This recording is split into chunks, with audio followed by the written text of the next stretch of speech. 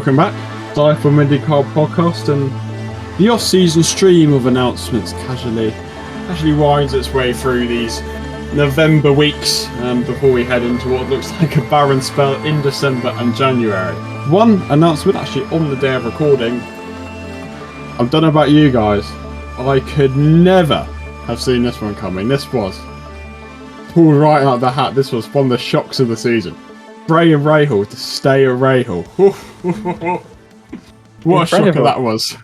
Incredible. I mean, I think, to be fair, I think this is going to be his 12th full season, at least in succession, with the family team. So, yeah, I mean, that's why it's not a surprise. But at the same time, I know we've spoken a lot about the story of his year, but there were times last year where you genuinely felt, Graham wasn't happy. I think maybe there were times where he considered, if there were other options on the table. But yeah, ultimately, he's not going to do better than RLL when you kind of consider how their form changed through the year and how they became arguably the series, or at least one of the series' strongest teams on road courses. They've got this street form kind of, up and coming again. Of course, ovals are the issue, and 500 was the big low of Graham's season, and that's kind of got people talking about, is it time for him to call it a day, or is he past it? Is he just an old man? And all of that stuff. And I think Rahal did an absolutely outstanding job in the second half of the season after the deflation of what happened in the month of May to bounce back and really prove people, what, I can still contend with my young teammate Christian Lundgaard, obviously taking those back-to-back road course poles at the Indy Road Course and Portland. That was really strong, and he probably should have won on the Indy Road Course if it wasn't for Scott Dixon's bewildering fuel save win. So yeah, I think it. we all expected it, but I think Graham will be hoping now that they can really get on ovals, and this is a multi-year deal. That's what the release said from the team. So his future clearly is in IndyCar, at least for the next couple of years. Maybe beyond that, that's when he starts to look at other stuff. I think he's got some business things going on that, he'd maybe be keen to explore when his full-time IndyCar course, is run. But yeah, now he's definitely, feels like he can stick around, be competitive, and fight for a 7th career win. Yeah, I mean, the odd thing is, it's Graham's worst full-time season since 2014. But in some aspects, it's felt significantly better than his last couple of years. I think maybe the consistency was certainly lacking, but there was the flashes. There was the Indy GP, there was Portland, where admittedly he was quite unlucky, and there were 4 more top 10s across the season. And I think the pace is looking up for Rahal. Lundgaard was particularly impressive, and Graham's only going to learn from that, and as well as guiding Pietro Fittipaldi in the...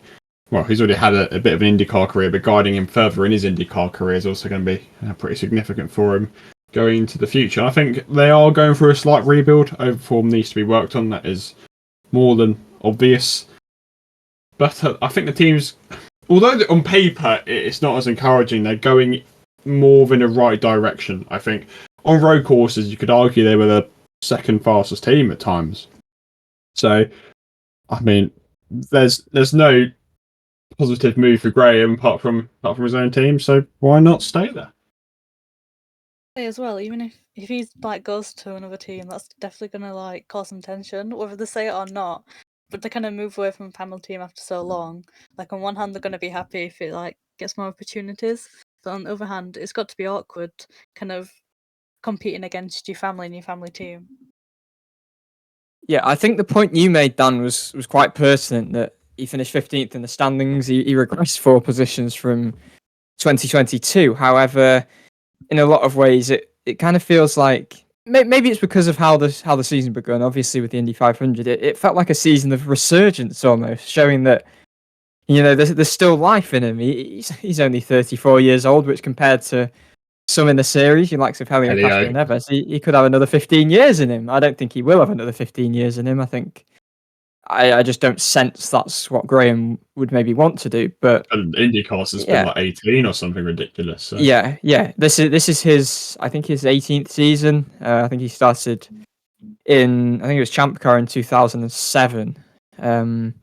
So yeah, I mean, he's been around the block. But yeah, I'm interested to see what he can do next year because of the way last year ended. It was almost not surprising, but Lundgaard was taking the headlines for the team, and I think Rahal looked keen to just remind people that he's still here. It's not all about his young teammate.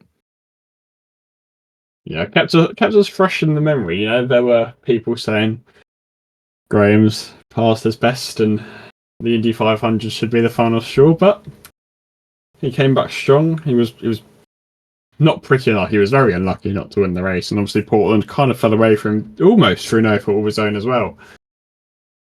And qualifying form was a lot better. I think, as we said, it's just the ovals. You know, the oval form was so bad, and there's going to be more ovals, particularly short ovals, which, if anything, looked even worse than the super speedway. So there's stuff to work on. But yeah, why not? I mean, it's not really too much to say because it's been so expected that what is there to say about it?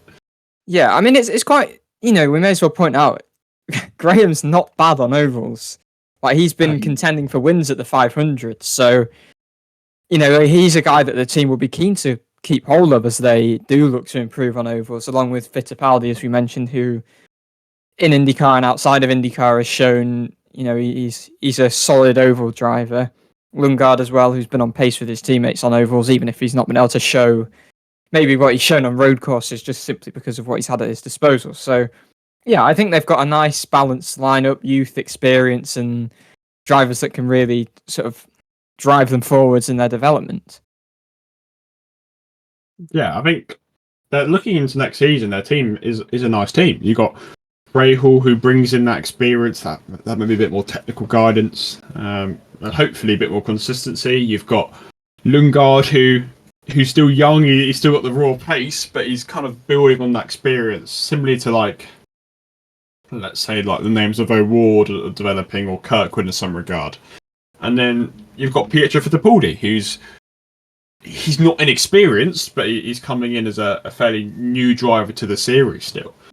But he's got potential which is shown elsewhere and could definitely be converted. So it's a nice team, and I think if they're looking at running VIPs in a fourth car, depending on performance too, you've got a really strong mix in there of nice young drivers who can be supported and guided by Graham.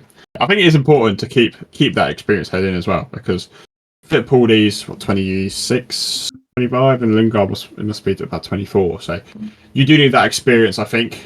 You wouldn't want a really young team. I think Graham's the right guy, and it's multi-year, which is probably good. I mean, for his future and for the team. Obviously, Fittipaldi's on a multi-year deal, so their priority is going to be locking down Lundgaard before other teams start sniffing at him towards the end of next season. But nice lineup. Just something to point out on what you just said. Yeah, Lundgaard is not, in fact, 24, which has quite shocked me as well. He only turned 22 in July. There we are.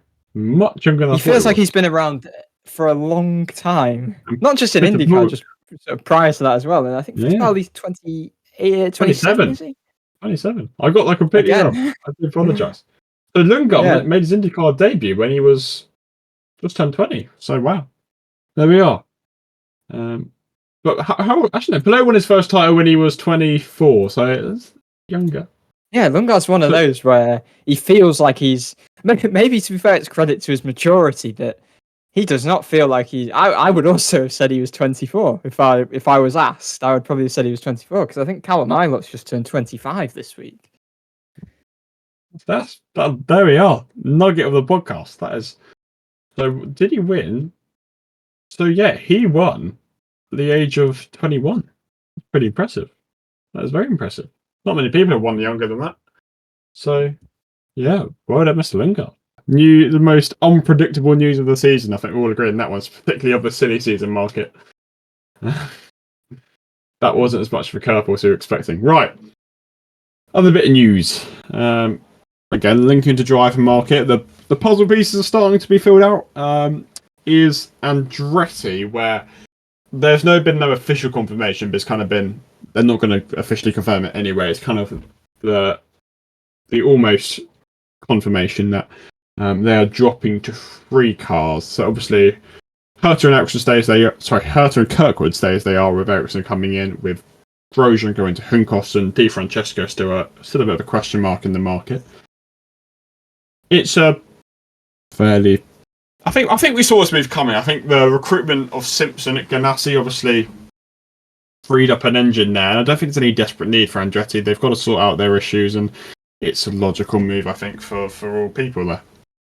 Yeah, I agree. I think the race reported this, and I think Racer might have reported it today as well. So it's pretty much certain, even if we're not going to get confirmation of it. Yeah, I think it makes perfect sense, because I think we spoke about it with Ed Carpenter Racing, who are looking to improve their performance, and essentially they're just removing that third entry apart from the Indy 500 just to focus their resources. And essentially Andretti could do the same. They can focus four teams worth of resources, personnel, onto 3 cars, which for a team who have struggled for inconsistency, there've been strategy errors, there've been a few car failures throughout last year, and really for quite a while now. They've not won the championship since 2012. They've not won the Indy 500 since 2017. So they've been stuck in a slump for a little while. I mean, they were running 5 cars only a few years ago. Then Marco Andretti called it a day on his full-time IndyCar career. They were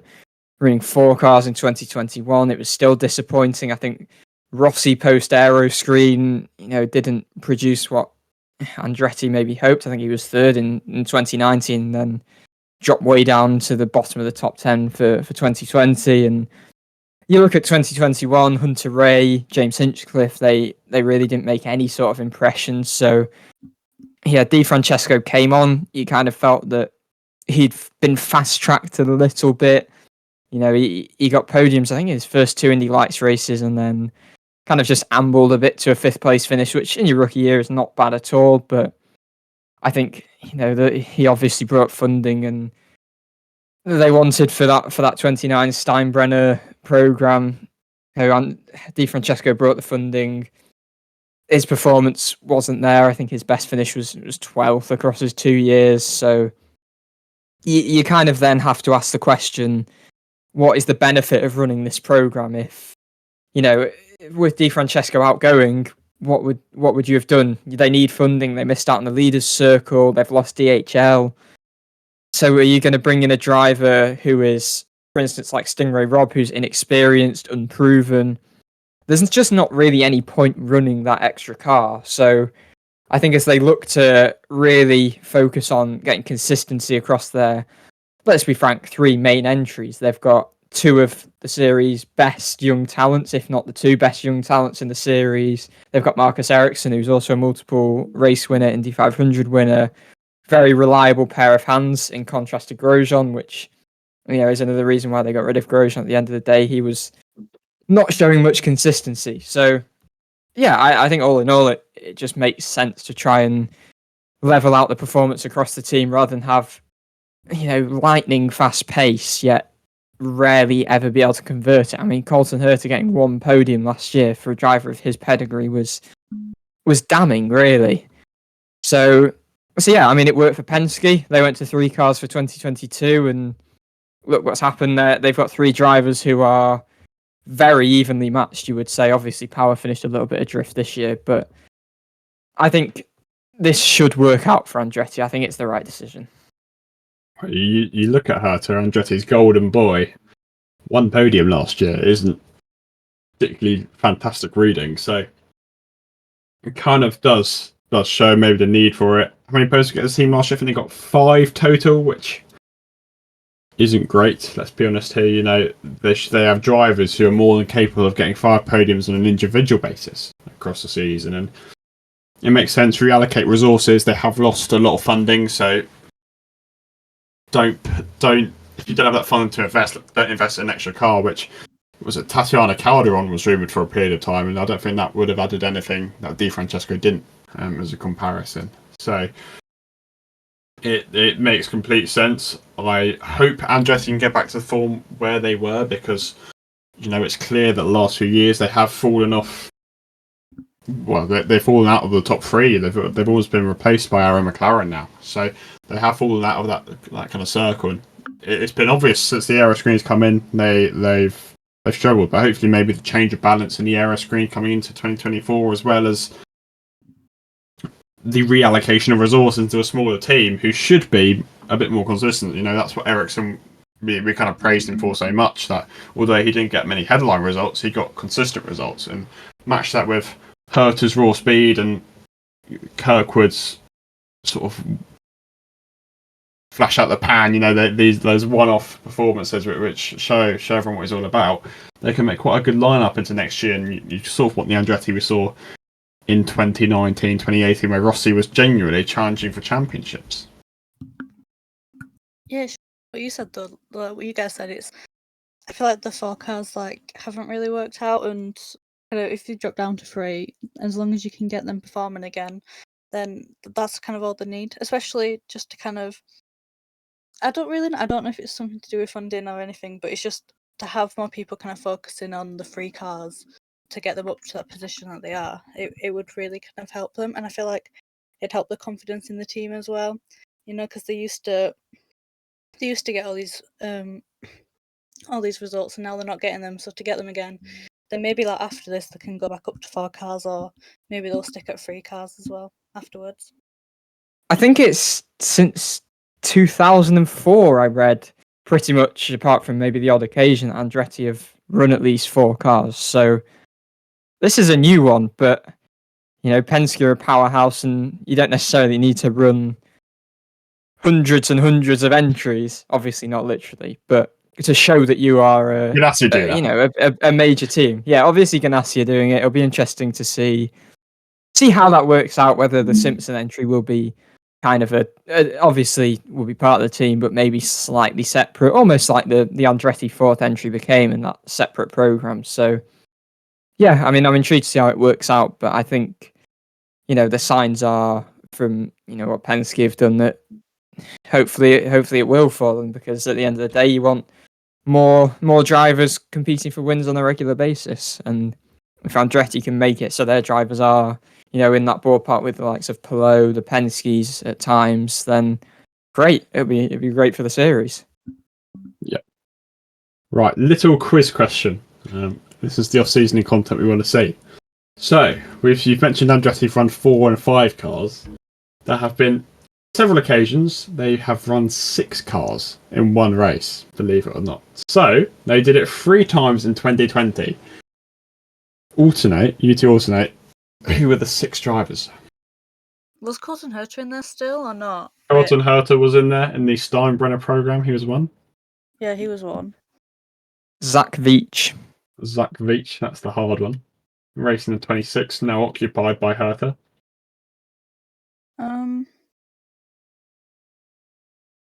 Is any of them still racing now? 3 of them entered the 2023 race. 3 of the last 4, and the last guy is still a prominent feature of the IndyCar paddock. Hunter Ray and Hinchcliffe. Yep. Rossi. Yep. Well, we said Herta, didn't we? Yep. Oh, Marco.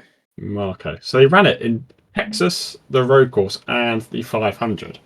Now, in the 2017 Indy 500, they ran 6 cars. So this is a bit harder.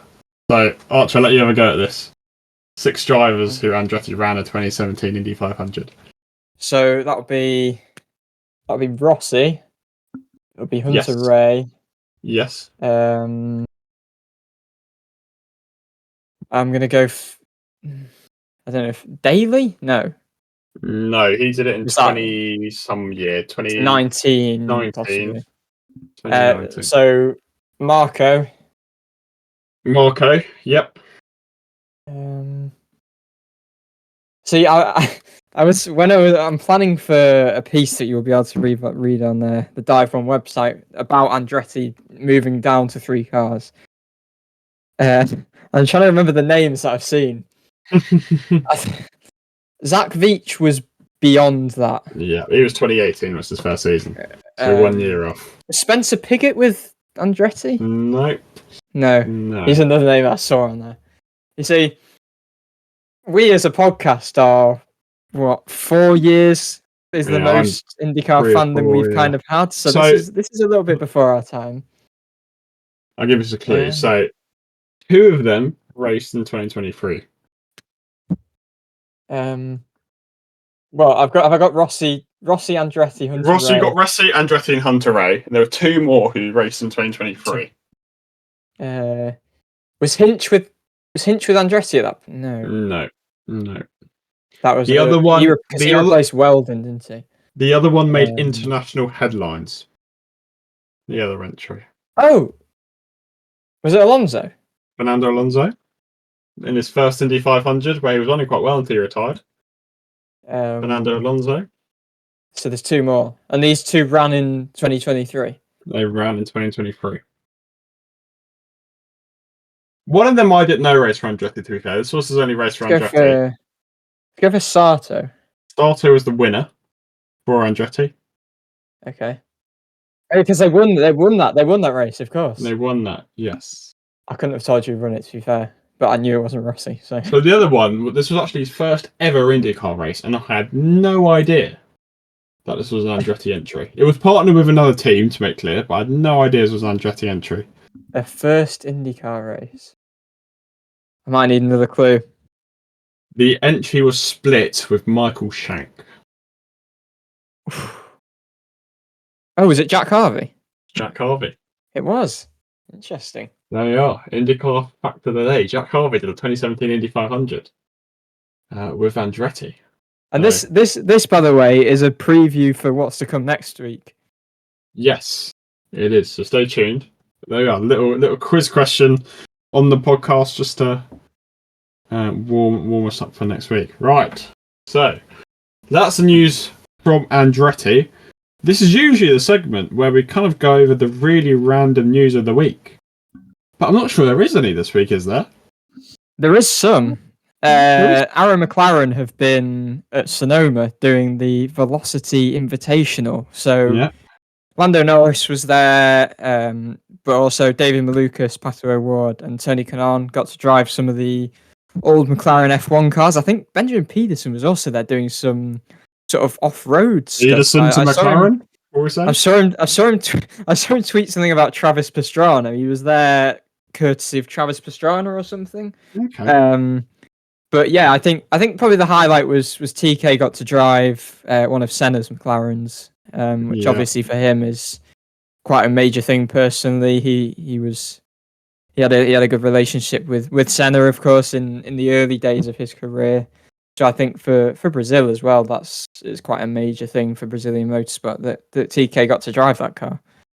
O'Ward did Hamilton's car. O'Ward did, one yes. of them drove Bruce McLaren. So I don't know who it was. One of them did. I don't know who. That was David possibly Malukas Pato. did. Possibly Pato. It might have been. Yeah, so that was in the news. I don't think there was anything else really. It's not like that interesting. It's more a little personal life, but it's what went on. Someone's engaged. I don't know if we mentioned this. Rosenquist. Yeah, Rosenquist got engaged in On his birthday, I think, as well. I think so. Been a busy week for Fro, so congratulations to Fro. Yeah, congratulations to him. The Fittipaldis, actually, we mentioned this last week, I think, unless I cut it out. They did a dual test at Sebring, which was pretty nice. Little family affair there. Jacob Abel as well was there. And he was confirmed to be enabled for Indy next year. Just as shocking as the Rahal announcement, I gather. Yep. And there was one. I don't know whether it was a full-time drive, but Hunter McElroy was confirmed. LMP2. Oh, there's been a bit of IMSA news actually. Yes. You can bring it up as you remembered it so well. Okay, so James Hinchcliffe is going to be doing the endurance races with Pfaff Motorsports, a Canadian team. So that's quite fitting. I think is it a GT3 McLaren? Yeah, I think so. So Rossi is also going to be part of that team for the Daytona 24 Hours, which is super cool. Off track. I was about to say live off track at Daytona. Yep. So that's something. But yeah, I'm just trying to find the Hunter McElroy. EDS Racing and LMP2s is what he's Is doing. it full time? Is it full time? It's Endurance. It's endurance. Endurance. So that's Daytona, Sebring, Watkins Glen, Petit, and Indy, I think, on the top of my head. Yes, I think you are correct. So yeah, there we are. That's the news for this week. IndyCar posted a graphic: top 10 passes on the road courses. So I'll let you have some guesses. The top 10 passes on the road courses. I mean, should we take it away with the top guy, because it's quite damning that Callum Ilott remains without a seat, having been top of that list. So the top 10 list, I'll give you 5 incorrect answers between you. Callum Ilott was number 1. I know Santino Ferrucci was on there because that surprised me. He was number 4. I think, was Scott McLaughlin up there? It was number 3. I've got another one. Go on. Rossi. It was P2. So you've got 1st to 4th. Did Grosjean win it? I don't know if you said him. Who? Grosjean. I don't know if he did or not. Grosjean was 6th. Grosjean was 6th. I would probably go O'Ward. No, to be fair, I was thinking of the one errant qualifying, and then as I was saying it, remembered that he actually qualified exceptionally well. The rest of the year, yeah. The rest of the year. Who didn't qualify that well? I guess Newgarden and Power, were they on there? Power was on there. Newgarden wasn't. Newgarden's road course results were pretty poor, even taking into account its qualifying. So it's 4 left. You've had 2 incorrect guesses, so pick wisely. Okay. Right. You go for another, Ellie. Okay, go for who's been said again, so I don't repeat someone, please. Ilott, Rossi, McLaughlin, Ferrucci, Grosjean, and Power are the correct answers, and Newgarden and O'Ward were the incorrect ones. See, my rationale is who qualified badly. Who qualified badly, yeah. Ended up at the back of the field. So I've got some of these make real sense. One of them. I've got one more that. Right, go on. You can go ahead. Kirkwood, surely. No. Seriously, even though, where were his recovery drives? I suppose he had one. Mid Ohio Detroit. Was it Road America that he clonked the back of someone? He clonked the back of O'Ward. Okay, that was Road America. Race towards the end. Portland as well. He had a bit. I suppose one of the big ones was Detroit, but yeah, I'm surprised that he's not on there, considering those recovery drives. I want to say Dixon, but I don't know if he always qualified ahead.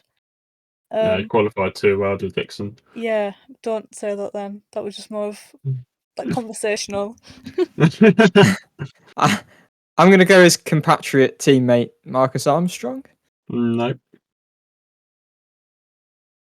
Oh. Is it super random? If you think about it, no. Okay. If you think properly hard about it, and who would qualify badly, some of these make sense. I've got another one who I think had a few good road course finishes.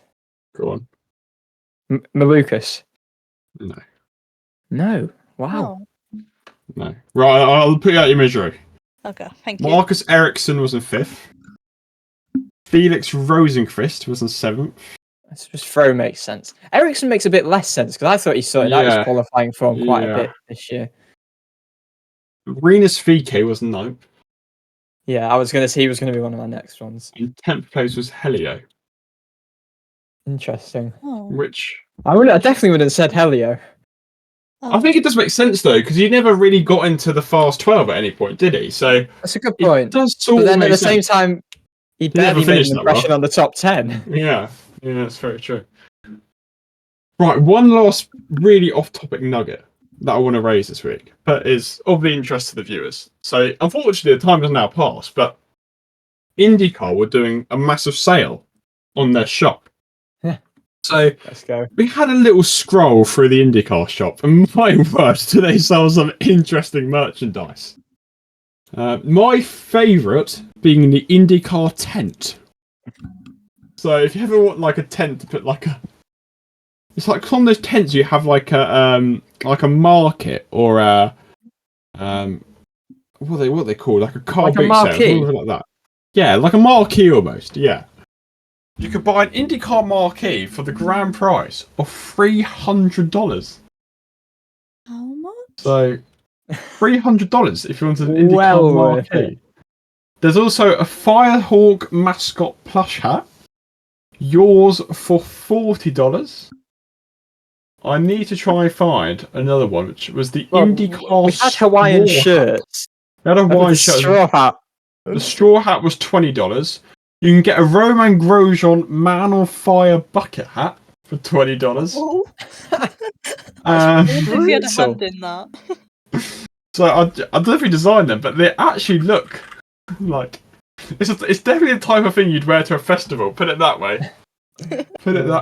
And yeah, there's some other. I ain't gonna go too much into it because I can't really see all there was in there. But there's the standard like shot glasses and random stuff like pillows and all this sort of stuff. But yeah, it's just all very, very random stuff. Like I want to know how many tents IndyCar have sold. Like, have they ever sold a $300 tent with IndyCar branding on it? Because Someone's got to have bought it. Like a diehard. do you know anyone of a need for a $300 IndyCar tent? So it's not like a proper camping tent. So it's not something No, somebody no. would buy. No, it's like a marquee thing. Maybe people buy them to put on the side of their on their RVs, like when they're Maybe going if to they sell races. IndyCar merch. Yeah, maybe. I don't know. certainly wouldn't be spending. Do you say it's $300? $300 for an IndyCar Yikes. marquee. So, any viewers out there, if you've ever bought this IndyCar marquee, please make yourself known because And please send us a picture as proof. he said I want to see it's We proof. will Yeah. think you are lying. But there's It's more got stuff. been Listen, used. listen to this. I'm looking at it now. An IndyCar plush hedgehog, $40. Chor, what relevance does that have? An IndyCar deck chair, $65. An IndyCar American Football Mini, $25. What else is in there? There's a Is this vegan post leather sale? post sale, but these weren't on sale anyway. These items. Okay. So why they didn't put the tent on sale, I've got no idea. But a vegan leather tote bag, $45. You can Vegan. get a vegan. It's vegan. So any vegans out there, you can buy. So, does anyone have any idea how it's vegan? I guess it doesn't use cow leather, I guess. But Oh, is it no. leather? Okay, it's leather. Okay, that makes sense. Yeah. An Yeah, that'll IndyCar be llama you can buy on sale for $18.95. An IndyCar golf ball, yours for $3. I'm trying to see if there's anything more in here because these are just excellent purchases. I think that's it. Of the really, really random purchases. I mean, you can get an IndyCar Elite chair for $65, which Yeah, basically just looks like a it's camping extra. chair. So, if you made advantage of the sale and bought any items, please share it to us. Please DM us at Project DIVEBOMB because I want to see the purchases you've made.